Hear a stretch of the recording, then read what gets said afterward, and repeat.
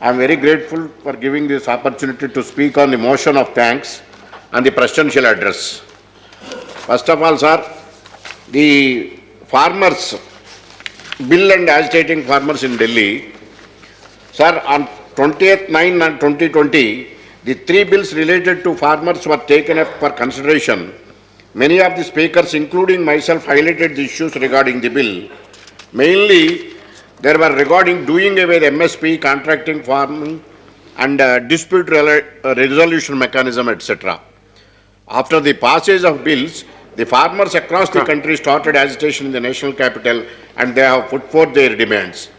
The government should be magnanimous enough to consider their demands and come forward to accommodate their demands in the act. But similarly, sir, in the state of Andhra Pradesh, the farmers are also agitating for the last 415 days with regard to the shifting of the capital in the state of Andhra Pradesh.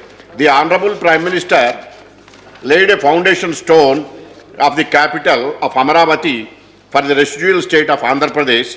The construction of new capital is as per the provisions of Andhra Pradesh AP Reorganization Act 2014. The Honorable Prime Minister has allocated 1,500 crores amount for this project. The farmers voluntarily gave their land under land pooling scheme for the development of new capital city. Around 10,000 crores have already been spent in the construction of new capital city. But the present government, after assuming the office in the year 2019, abruptly stopped all construction activities pertaining to Amaravati project. The proposals to set up three capitals is opposed by the people of Andhra Pradesh. Abruptly stopping the construction activities in the capital of Amaravati and proposal non-feasible three capitals formula in not only wasting the precious amount, public amounts allocated by the central government and also the amounts invested by the state government and also the farmers. The farmers have been agitating for the last 415 days, but the demand of the Amaravati farmers did not consider either by the state government or the central government. It is high time to consider the demand of the agitation of the farmers and to look into to come for a better solution in this regard. Similarly, a Polavaram project is also a national project declared in the AP Reorganization Act. And it is almost during the earlier government, it's 69 to 71% had already been completed. The rest of the project has to be completed. For that purpose, under the guise of a reverse tendering, the present government abruptly stopped the construction of Polavaram project and wasted 1 year time, and also the crop, 1 year crop is being wasted for the local farmers. The project is now in doldrums, and under the guise of revolve, the project is delayed, and the date for completion of the project is keep on extending. Not only this rehabilitation and resettlement package is very minimal, and the state government is not taking proper steps to give serious over the issue. As the incumbent chief minister is involved in so many CBI and ED cases which are being inquired and pending before the court of law.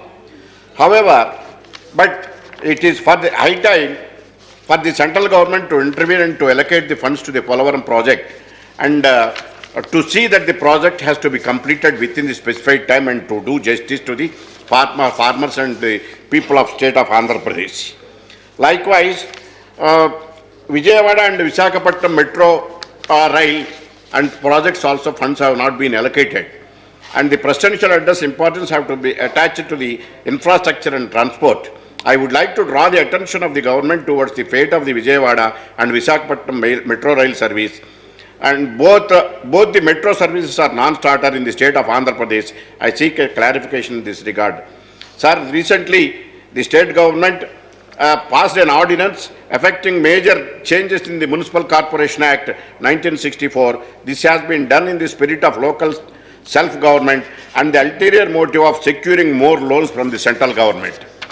I would like to, the very pathetic condition prevailing in the state of Andhra Pradesh, the central government is allocating amounts of funds under various schemes, but the government, the present government in the state of Andhra Pradesh is diverting the funds for the reasons and this total mess in financial management in the state of Andhra Pradesh.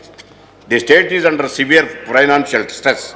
The situation has worsened to such extent that the state government of Andhra Pradesh find it very difficult even to pay the government employees, salaries to the government employees. There is no mention about this presidential address with regard to the present government has borrowed about 1,46 crores during these 20 months. Likewise, there is a land order problem in the state of Andhra Pradesh, where everybody the government filing cases against the persons who wish to criticize them and bringing it to the notice of the government. They are filing false cases and implicating theirs. And another important issue is there are an attacks on the temples and also a forcible state-sponsored conversion is there. A temple chariot belonging to Antarvedi, likewise... Mr. Ravindra Kumar, you have 2 minutes, that's all, please. Yes, sir. And attacking also democratic institutions. The democratic institutions are also attacked. Recently, the government also directly made an attack on the judiciary. The government, in this connection, the proceedings are pending before the court, and the division bench of Honorable High Court has also observed it is also relevant to state at this juncture and to bring it to the notice of this Honorable Apex House, a constitutional body. I wish to bring it to the notice of this body.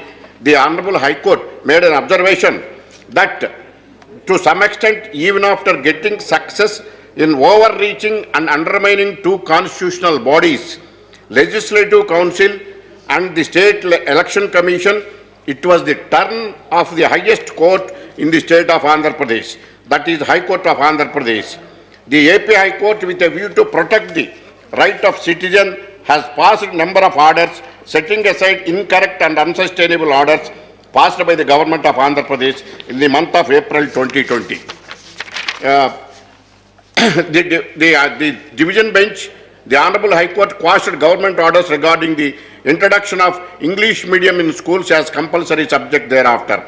Social media was flooded with insulting and even abusing posts against the honorable judges of this court. Even the Honorable High Court was not spared.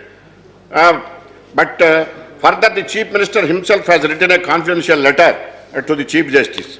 Please. In this connection, please don't quote the Chief Minister. No, it's an observation of the court. It's not mine. Now the prevailing situation is there in the state of Andhra Pradesh. It's not my dialogue. It's the dialogue of the division bench. The observation made by the Honorable Division Bench. There is an alarming situation in the state of Andhra Pradesh. Unless the centre is looking into and concentrated on the failure of finally one sentence, sir. Till the publication of the Honorable Chief Minister, I was not having much information about him, but immediately thereafter, I became curious to know about him. Subsequently, I was told that I go on site Google and type only Kaidi number 6093. I can get many information. Accordingly, I did the same thing. Thereafter, I got very disturbing information. Please conclude. It is needless to state that the attempt of highly placed persons in media detrimental to the interest of the democratic state as guided by rule of law. A person who is under the cloud of charges in a criminal court, if provided with the authority of law, if pursues his anger on an organ of state, judiciary. Please conclude. The conduct should certainly be debated before the constitutional courts for his continuance and his decisions taken during this period of governance. Thank you, Ravindra Kumar. 1 minute, sir. I have given you 2 minutes, please. And I cautioned you also, you should conclude. Please conclude. Certainly have a bearing on the society at large. Perhaps the factors may have to be considered and for assessing and auditing the conduct of the popular government in the state of Andhra Pradesh. So, please. Sir, therefore, I request the central government and also the Honorable Prime Minister, it is the high time to consider all these aspects and to separate the things which are going in the state of Andhra Pradesh under the premise of popular government. Right.